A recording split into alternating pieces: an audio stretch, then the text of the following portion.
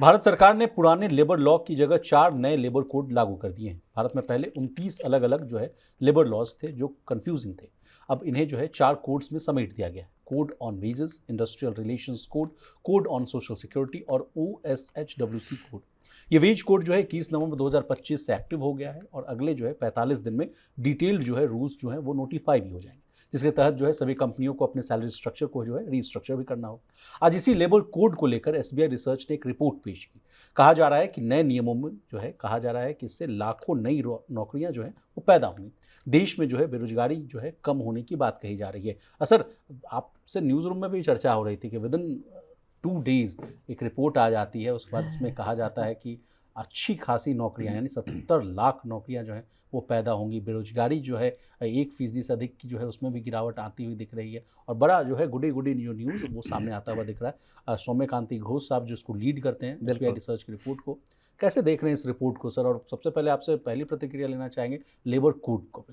नहीं, देखिए, मेरी पहली प्रतिक्रिया जो हम पिछले 2-3 दफ़े जितने बार हमने लेबर कोड पे एक्सटेंसिव, मुझे लगता है कि मनी 9 पे हमने बात की है लेबर कोड को लेकर। सर, इनका 50 करोड़ से अधिक जो कामगारों से सरोकार था, इसलिए हम लोगों ने इस मुद्दे को बहुत ही इंटेंसिवली कवर और वो सरकार का चूंकि पॉलिसी लेवल का एक बड़ा रिफॉर्म है। GST के बाद का इस साल का सबसे बड़ा एक तरह से मैं कहूँगा कि रिफॉर्म है, जहाँ पे कि देश के जो करोड़ों वर्कफोर्स है उसको ऑर्गेनाइज करने की कोशिश की गई है, उसको स्ट्रीमलाइन करने की सरकार ने कोशिश की है। महत्व तो इस चीज़ का इसलिए भी है कि 5 साल से ये लेबर कोड पेंडिंग पड़े हुए थे और किसी न किसी वजह से सरकार इनको इम्प्लीमेंट नहीं कर पा रही थी। अब सरकार ने अपनी इच्छा शक्ति या विल दिखाई और इनको लागू किया। तो इसका असर देखिए पूरे देश की इकोनॉमी पर पड़ना तय है। नौकरियों पर भी इसका असर पड़ेगा पॉजिटिव वे में। यहाँ पे बड़ी तादाद में नौकरियां पैदा होंगी। इकोनॉमी को जाहिर तौर पे इसका फ़ायदा होगा, इंडस्ट्री को भी इसका फ़ायदा होने की पूरी उम्मीद है। कॉस्ट बढ़ेगी, ये कुछ रिपोर्ट्स ऐसी आ रही, चाहे रियल्टी सेक्टर या दूसरे सेक्टरों जहाँ पे HR कॉस्ट आपकी बढ़ने की बात है, चाहे आपको सोशल सिक्योरिटी देनी हो, लेकिन उसमें भी ये चीज़ आ रही है कि बहुत ज़्यादा असर नहीं पड़ेगा। जैसे मान लीजिए अगर हम गिग वर्कर्स की बात करें, गिग वर्कर्स को लेके भी जो प्लेटफॉर्म है, चाहे जेप्टो हो, जोमेटो हो, स्विगी हो या इस तरह के तमाम प्लेटफॉर्म हो, उनको लेके ये बात कही जा रही है कि बहुत लिमिटेड असर पड़ेगा आपको, जो सोशल सिक्योरिटी या जो दूसरे बेनिफिट्स आपको देने पड़ेंगे जी। तो एक बात तो ये चीज़ तय हो गई। अब बात आती है कि जो SBI रिसर्च की जो रिपोर्ट आई है, जिसमें कहा गया है कि 77 लाख के आसपास नौकरियां पैदा होंगी। पर कैपिटा एक्सपेंडिचर एक्सपेंस जी, वो भी प्रति व्यक्ति उसमें भी करीब 66 रुपए की बात बढ़ोतरी होगी प्रतिदिन की। मेरा इस बात पे मतभेद नहीं है कि नौकरियां बढ़ेंगी कि नहीं। नौकरियां बढ़ना बिल्कुल तय है और फॉर्मलाइजेशन ऑफ इकोनॉमी भी होगा, फॉर्मलाइजेशन ऑफ वर्कफोर्स भी होगा। मेरा कहना यह है कि जो नंबर हैं दरअसल क्या वो उतने नंबर में बढ़ेंगे, वो किन तरह से उस आंकड़ों पे पहुंचा गया कि 77 लाख का जो बात आप कह रहे हैं कि 2 दिन का ही समय हुआ है, इसका किस तरह से ये प्रोजेक्शन हुए कि साहब आप इतनी नौकरियां बढ़ेंगी या इतना, वो थोड़ा सा मुझे लगता है। अब जाहिर तौर पे हो सकता है 50 लाख बढ़े, हो सकता है 40 लाख बढ़े, हो सकता है 1 करोड़ नौकरियां बढ़े। सर, लेकिन सर एक अच्छी बात इस रिपोर्ट में ये भी कही गई है कि ज़्यादा से ज़्यादा लोग फॉर्मल जॉब्स में आएंगे। जो कहा जा रहा है कि अभी देश में ये बात हम बार बार हमने कही है, अपने जितने भी बार हम लोगों ने डिस्कशन किया है।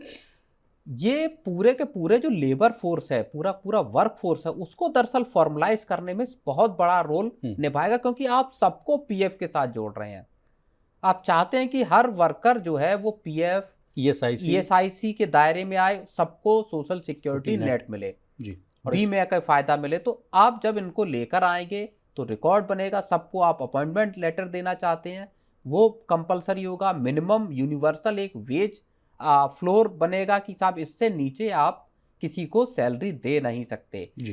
तो इसका सीधा असर ये होगा कि रिकॉर्ड पे नौकरियां दिखाई देंगी, रिकॉर्ड पे नौकरियां पता चलेंगी जी। और कहा भी जा रहा है सर कि 15% जो है अधिक लोग जो है फॉर्मल सेक्टर में आते हुए दिख रहे हैं, और जो फॉर्मलाइजेशन रेट है वो जाकर बढ़कर जो है 75% के आसपास जाता हुआ सरकार को सबसे बड़ी राहत ये मिलेगी कि अभी जो कल भी हम लोगों ने जिसको डिस्कस किया था कि साहब जो फैक्ट्री के बाहर जिसको आपने एक दिन बाद रोक दिया कि आप आज से नहीं आएंगे ऑफिस या काम पे, और उसका कोई रिकॉर्ड नहीं है, उसकी कोई एंट्री एग्जिट है नहीं आपके पास कि ये कर्मचारी कहीं सरकार के सिस्टम में नहीं है, कि आपने कितने लोगों को रखा, कितने लोगों को निकाल दिया।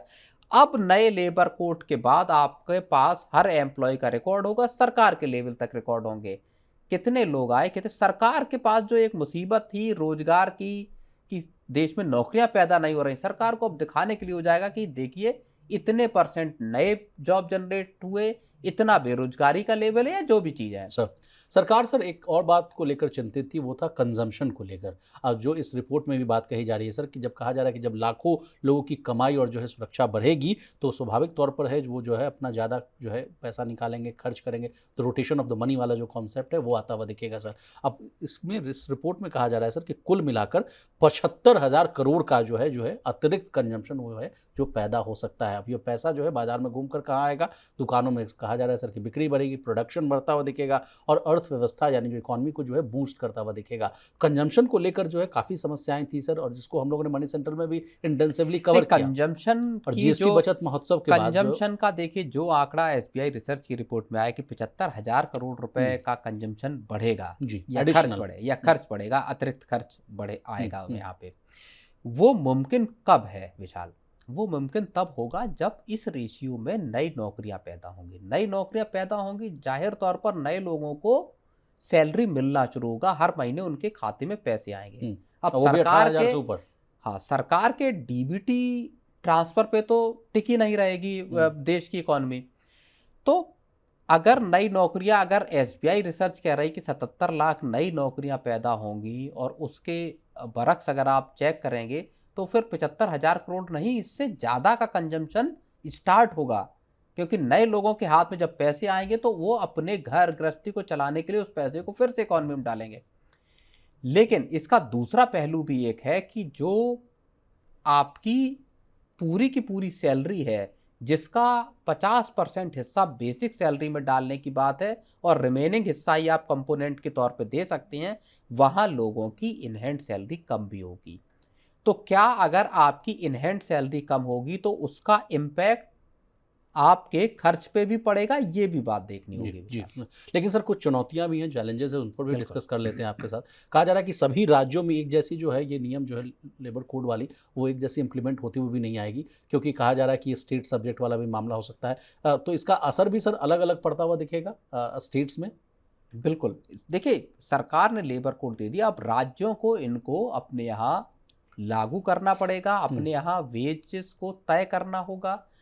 पूरी की पूरी राज्यों को अपनी जो इंडस्ट्रियल पॉलिसी है या जो लेबर पॉलिसीज हैं उसमें इन चीज़ों को रिवैम्प करने की जरूरत है, इनकॉर्पोरेट करना पड़ेगा पूरे। और जो सरकार, केंद्र सरकार के जो मिनिमम वेजेस हैं उसके अकॉर्डिंग अपने यहाँ वेजेस तय करने होंगे जी, जिसमें एक मिनिमम एक बेस वेज रहेगा जी। अब कर्मचारी संगठनों की बात है कि साहब बिल्कुल गांव देहात में भी 400 रुपये पर डे की न्यूनतम मजदूरी रहे, मनरेगा हो या बाकी के वो, तो ये डिमांड भी जायज़ ही है विशाल। सर इसी से जुड़ा हुआ मेरा अगला प्रश्न है, जो कहा जा रहा है कितने लोग नौकरियां में आएंगे, जो है सिस्टम में आएंगे, 18,000 या अच्छी खासी नौकरियां इनको मिलती हुई दिखेगी, अच्छा वेतन इनको मिलेगा, तब कहा जा रहा है कि महंगाई भी बढ़ती हुई नजर आएगी, और फिर जो है जो 66 रुपये प्रतिदिन के हिसाब से आपने जो गणित बैठाया है वो बड़ा नाकाफ़ी साबित होगा। इस मामले पर भी हम आपसे टीका टिप्पणी चाहते हैं सर, क्योंकि तो बड़ा फिर नहीं, इन्फ्लेशन का बढ़ना जरूरी नहीं कि लोगों की तनख्वाहें बढ़ें तो इन्फ्लेशन उस रेस्पेक्ट में बढ़े।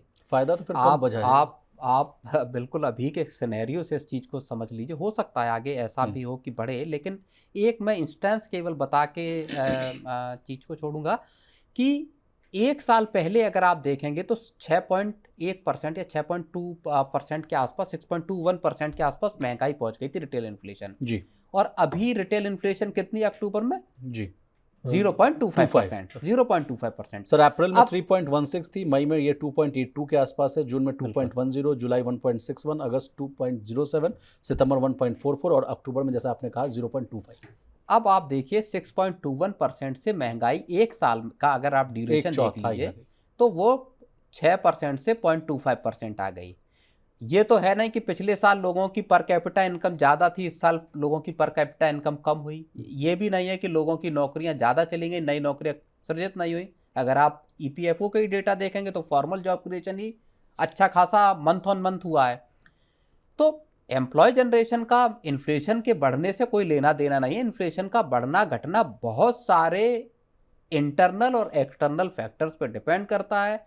क्रूड ऑयल का ही प्राइस बढ़ जाएगा तो अभी इन्फ्लेशन देश में दिखाई देने लगेगा जी। तो क्रॉप का है, मॉनसून का है, there are number of factors जिनकी वजह से इन्फ्लेशन। तो ये आउटराइटली ये कहना कि आप यहाँ पे महंगाई में बहुत ज़्यादा वृद्धि होगी, मुझे ऐसा नहीं। लेकिन सर लेबर कोड की बात हो रही है तो इसको एक और पॉइंट है, उसको भी डिस्कस करना बनता है। सर कहा जा रहा है कि सरकार तो इस कोड को जो है कह रही है कि कर्मचारियों और मजदूरों के हित में बता रही है, लेकिन सर जो कर्मचारी संगठन है, सॉरी माफ़ कीजिएगा, मजदूर संगठन जो है और इसे कह रहे हैं कि ये मजदूर विरोधी है और कहा जा रहा है कि इसको उद्योगपतियों के हित में रखकर जो है बनाया गया है। और जैसा कि आपको भी पता है सर, कल जो है धरना प्रदर्शन जो है और तमाम इंटक, ईटक और तमाम जितने भी जो मजदूर संगठन हैं, आप कह रहे थे कि बीपीएस को अगर छोड़ दिया जाए तो बाकी तमाम जितने भारतीय मजदूर संघ, हाँ भारतीय मजदूर संघ को अगर मान लीजिए छोड़ दिया जाए तो तमाम जितने भी जो है मजदूर संगठन वो उसके विरोध में खड़े उतरते हुए दिख रहे हैं। क्या फैक्टर्स है सर?